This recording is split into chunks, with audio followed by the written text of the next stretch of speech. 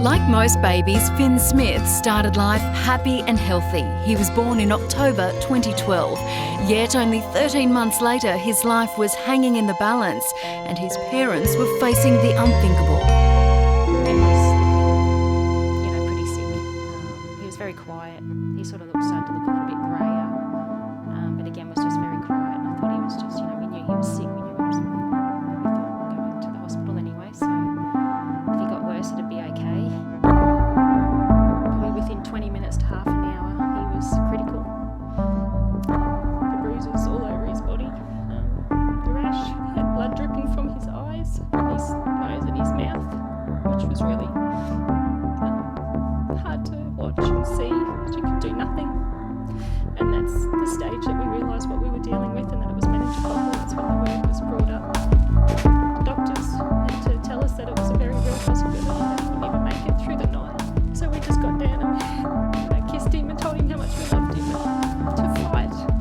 We just kept telling him to fight. We just waited. Every time the door opened, you thought it was them coming in to tell you that he'd gone. But being the strong-willed, little boy that he is, and he always was from birth, that he did fight. I'm sure he could hear us. He wanted to come home. He wanted to come back. Only 24 hours later, you could see what was happening to his hands and feet.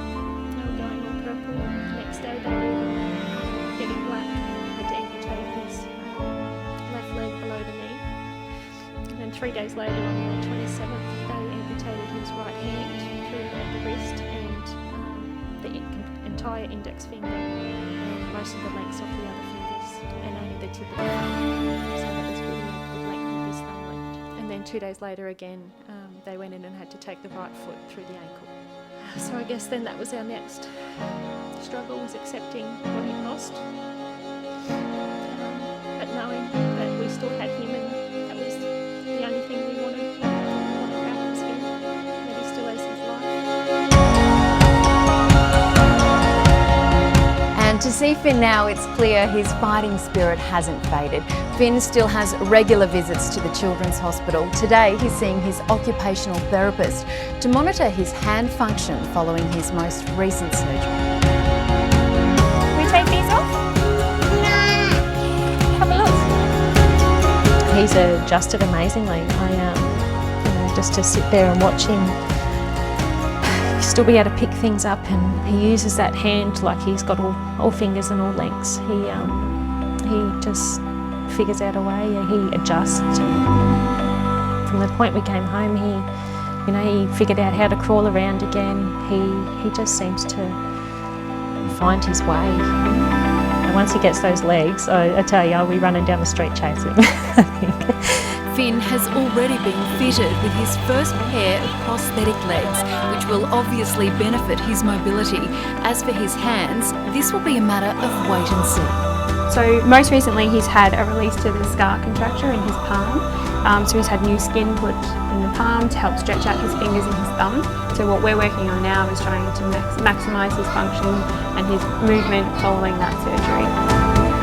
I certainly look forward to seeing him walk into school for the first time.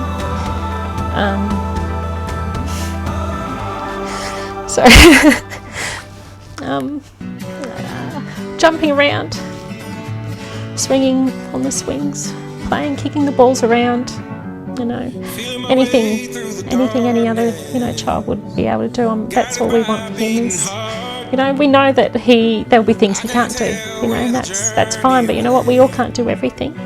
And we all have our specialties, and Finn will find his, and I know he'll excel in that for sure.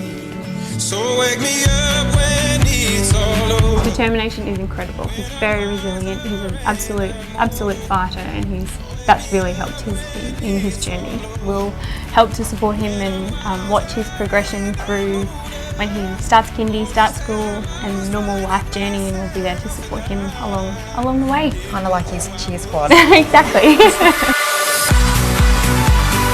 Our experience at the hospital has been amazing really so far. It's everyone that we've met has been, genuinely loving and caring, and really just want to help and give Finn the best that, you know, that is possible for him. I can't thank those people enough. You know, it's all played a role in why Finn's still alive, and obviously that's, you know, the massive and the most important thing of all that's come out of this is that, you know, they saved him.